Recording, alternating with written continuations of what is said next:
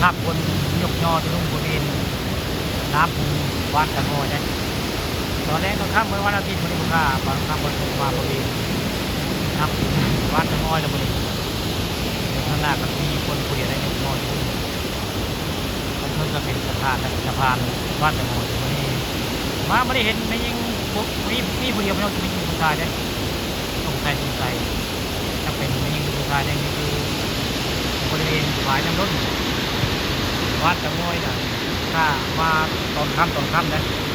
มาตลาดวันทิศคลองถมบนยองเมื่อกี้นี่ก็ไปเอาภาพมันหมอลำกับเจ้าลำดองใน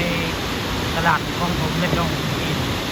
เลยมาเวเอาภาพน้ำตกวันนี้น้ำแห้งเลยน้ำพุงเตางอยน้ำแห้งพี่น้องเมื่อวานนี่น้ำขุ่นเลย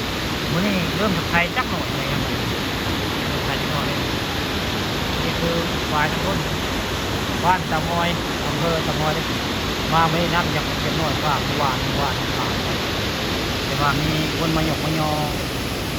คนเดียวได้ยอเดียวเรียนน้ำพุงบ้านเตางอยเมื่อวานเห็น3 คนได้เมื่อวานนี้วันนี้เห็นคนเดียวหยกนออยู่คนเดียวได้ดูการน้ำพุงคนได้ยังบริบาลพึ่ง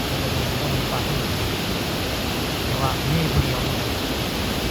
ก็มาทำมาตรงนี้มาเอาภาพเจ้าหนุ่มโนที่รุ่งแล้วก็สะพานบ้านตะงอยทางหน้านะมีคนนึงได้หนุ่มโนที่รุ่งมันจะเป็นมีผู้ชายคนนึงเลยทางหน้าตา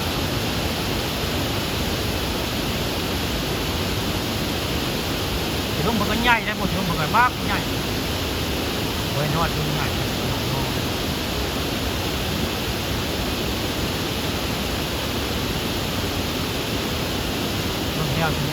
ใครที่ว่าคิดตรงก็คุณพ่อทุกคนทั้งใหญ่ทั้งกว้างเลยเจ้านอนอยู่บริเวณ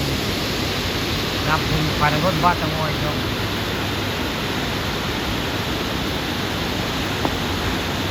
น้ำการแห้งกระเต้และน้ำกันมาเมื่อวานได้ได้มาเมื่อวานวันนี้ทุกวันนี้ครับ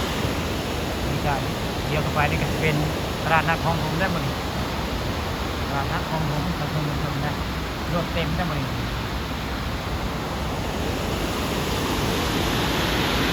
นั่งการแหกความว่านี่ยกมือว่านี่ลายได้เมื่อวานนี่โบราณปัน